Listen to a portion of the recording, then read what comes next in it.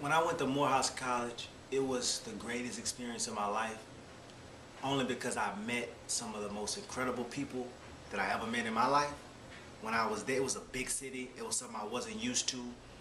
My roommate was amazing. Shout out to Marcus Woods. He, good brother. Parents was good people. Uh, and all the other people I met while I was there will be in my life ever. And then they, real smart brothers in that Spelman, real beautiful, classy, sophisticated sisters that you'll meet, and even at Clark, Atlanta, real beautiful, classy, sophisticated sisters. So, it was just amazing to be at Morehouse College. My teachers were so amazing.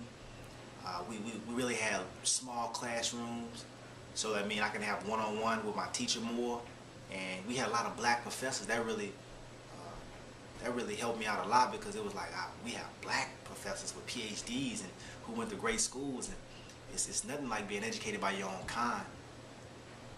And they really had people who genuinely cared at Morehouse College. I could say that, like from the dean, from the president, from the staff.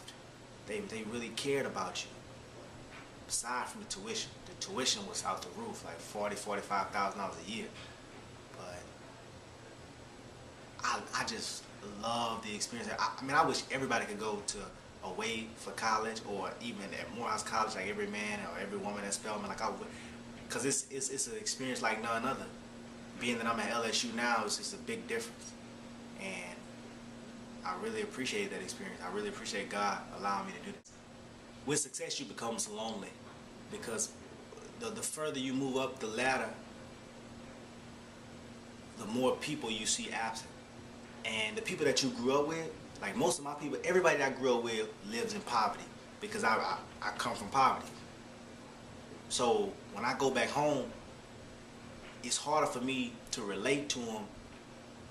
It's harder for them to relate to me, because I'm in school and they're not.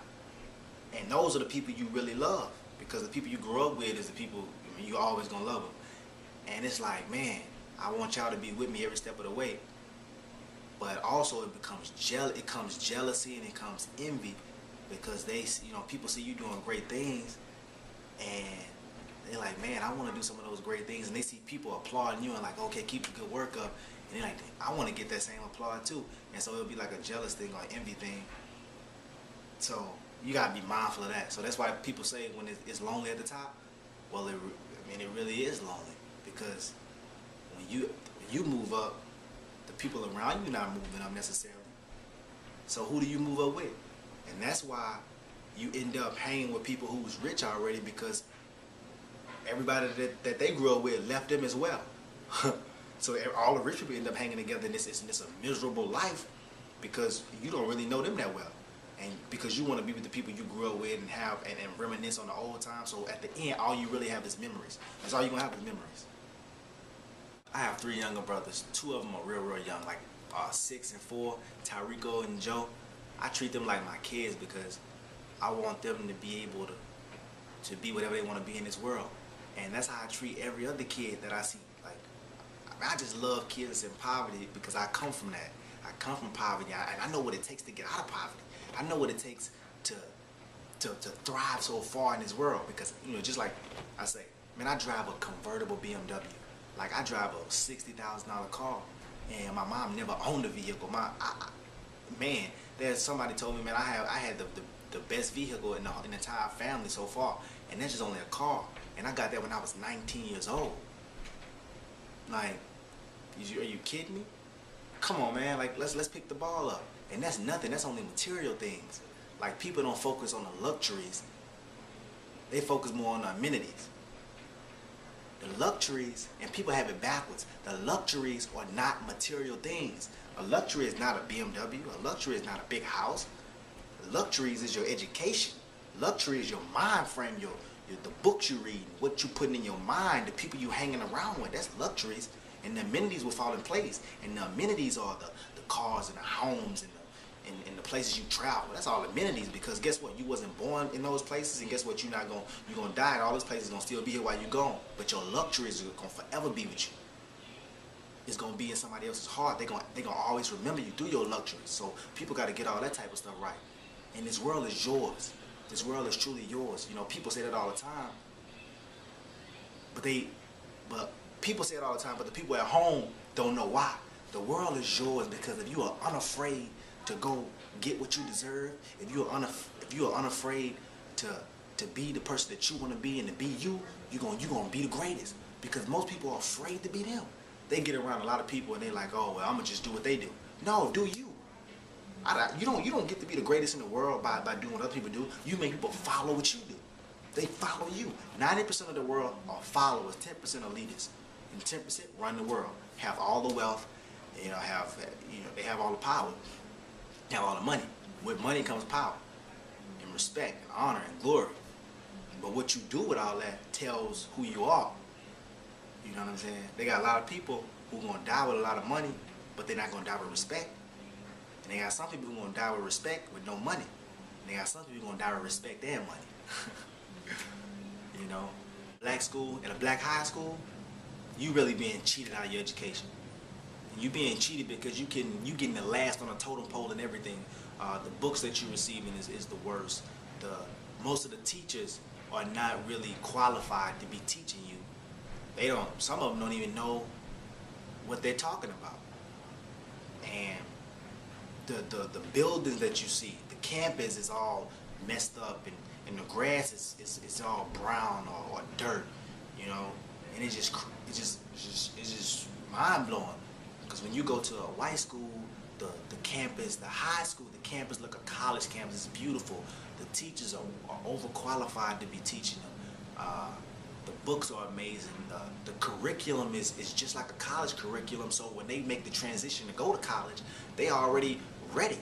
They come out thriving. They come out flying. You come out failing. Finna have to drop out of college. That's why so many black people drop out of college, because they wasn't prepared enough.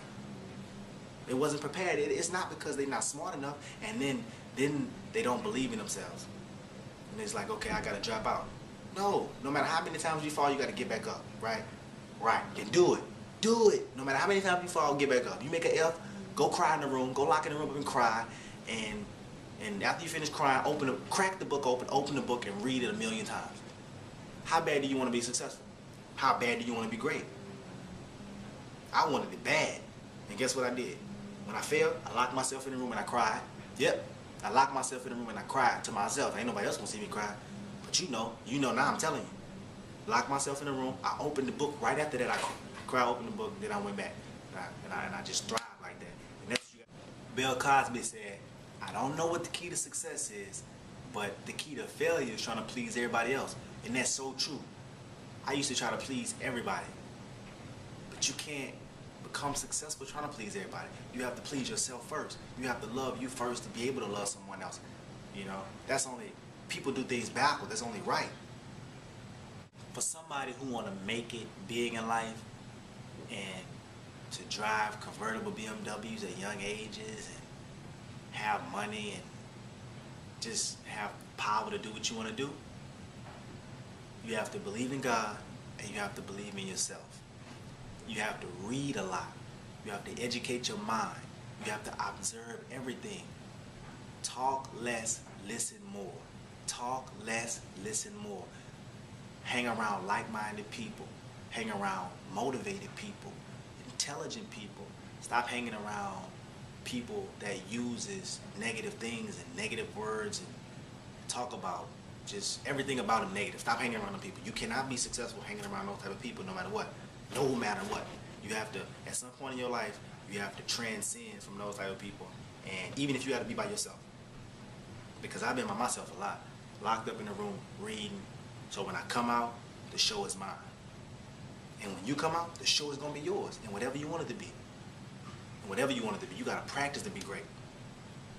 It's hard to be good. So you know what you got to do to be great. You got to practice, practice, practice, practice, practice, practice, practice, practice, practice, practice. Practice again after that. Isolate yourself from the world for a few. So when you do come with the world, you will be you and you will be unique. Remain unique. Be unique. Stay true to yourself. Stay true to you. Stop trying to be what everybody else wants you to be. Stop trying to be something you're not. Stop trying to be fake. Fake people don't last long. Fake people, nobody like to be around fake people anyway. Nobody's who's great in the world. Nobody's who's trying to be successful want to be around somebody fake. They want to be around somebody who's unique, who they can learn from, and vice versa. But read a lot, man. Read a lot. Pray. Have faith. Don't take no for an answer. If opportunity doesn't knock, build a door. If the door have chains on it, break one. If it ain't no door there, build one. But by all means, chase your dreams, go for it, never settle, never sell your soul for money, no matter how poor you became. Never. Because once you sell your soul, it's gone forever. For money, think about it, your soul over money. I mean, money over your soul is always greater. You are greater than money. You came here broke, but you came here rich and wealthy. Because you by yourself is a rich and wealthy person. You're worth so much money. Money can never buy you. Money may can lease you. They can never buy you. Because once you get so much, you're going to want more. And once you lose that, you're going to want more. And at some points, you might not even want no money. I remember my grandfather was down. He wasn't even, he didn't want no money. He was like, I just want to love. Can somebody love me more? But he was dying already. So at the end of the road, it's all about love. Who did you love? Who have you shed a light to? Who's going to love you when you're gone? Because the money can't love you when you're gone. The money going to be loving somebody else. The money going to love somebody else. So I just want to tell you once again, read everything, observe everything, listen for understanding, stop talking too much, and believe. Shanderrick Williams, S.C.Williams Incorporated. You know, my book is coming out, The Lost Power. It's going to only be $20. Support the movement, and it's going to be everywhere. And it's going to be for everybody who want to become great in the world. The Lost Power is going to help and guide you to get it. It's a great read. I kid you not. So be on the lookout for that and support the movement again. And I love everybody. I love my black people. I love y'all. Thank you. Thank y'all for supporting.